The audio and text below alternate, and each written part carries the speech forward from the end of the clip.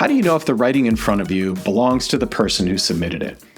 That question is at the heart of an article published in the New York Times, March 19th, entitled, "AI is Writing Fiction, Publishers Are Unprepared."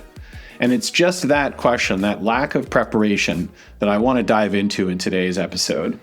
Now, this is about a novel called The Shy Girl. The Shy Girl, I think, is a case study of how hard it is to answer that question, whether you work in publishing or K-12 or higher education. So briefly, it's the story of a novel. The Shy Girl is a horror novel. It was acquired by one of the largest publishers in the world.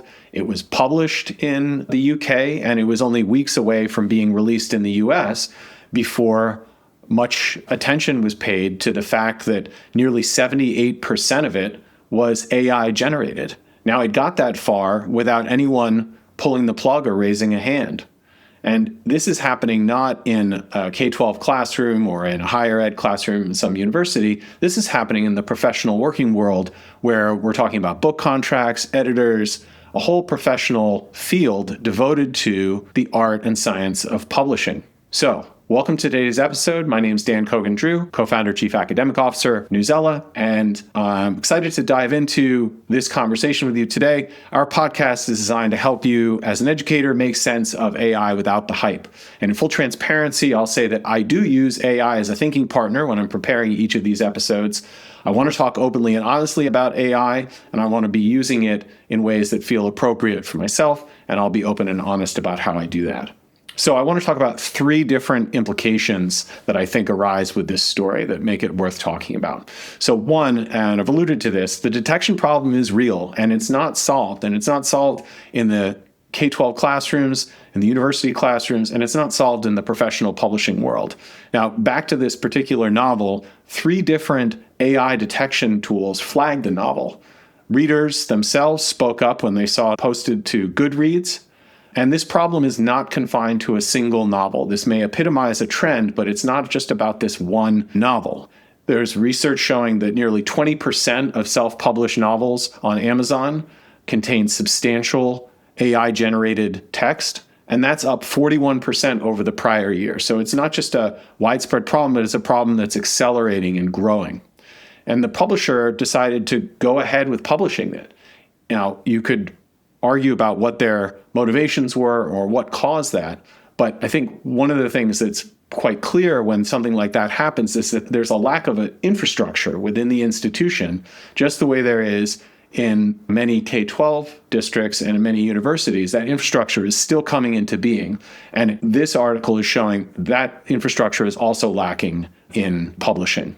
Now, last week we did an episode on AI slop in children's media, and I think there's a parallel here that there's content that's being generated that is getting out there that has the appearance of human-generated content, and it's happening in a massive way and very rapidly.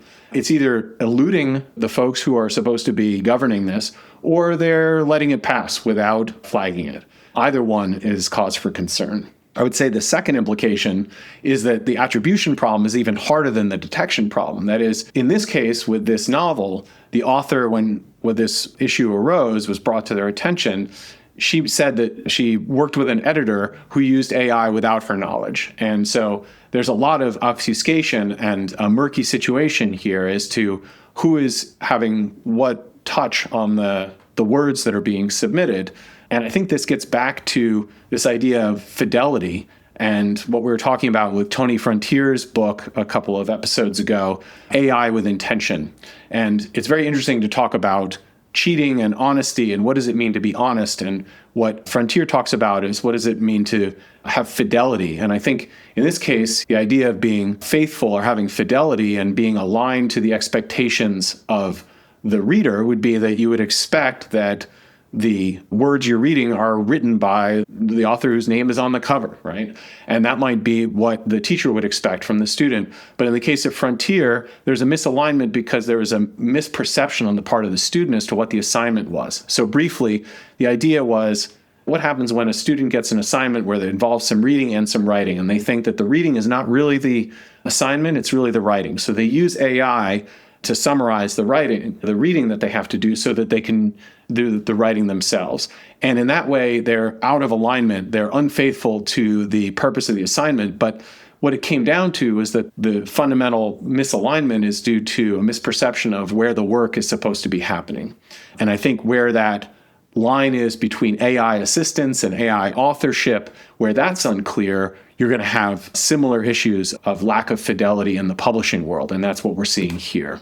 And then I think what's an interesting parallel and perhaps a hopeful one is that, as I was saying a couple weeks ago, transparency was the workable path that Frontier was advocating for. And it sounds like, reading this article, that may be where the publishing world is going to arrive as well. There's a quote that comes from a Stony Brook researcher who's been looking into this issue in publishing that sounds very much like the quote that I read from Chris Lehman, who is the founding principal of Science Leadership Academy. And the Stony Brook researcher says the shame around AI is causing more harm than help.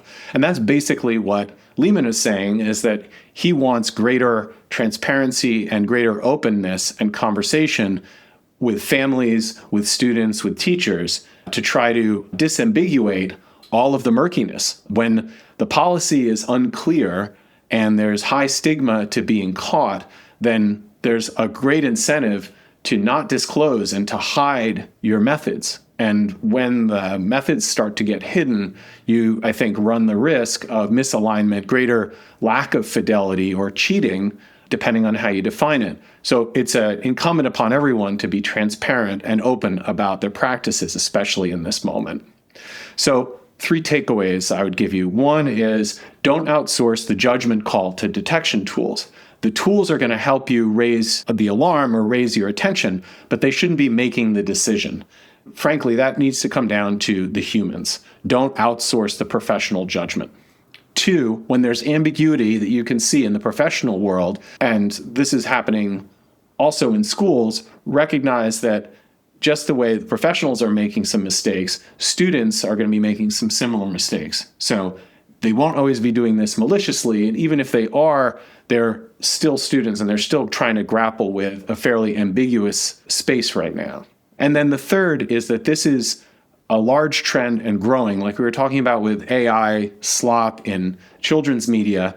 This is already a huge problem across the publishing world, and it's likely to only get bigger. So when we think about media literacy, it can't just be a single unit. This has got to be a way of working, because this is effectively a condition of teaching in 2026. So if you look back on the history of publishing, there were, I think, a lot of assumptions made that there was such a thing as editorial taste and professional standards, and that would create a kind of firewall that would protect against this kind of encroachment of AI-generated content making its way into and subverting some of the trust with the audience.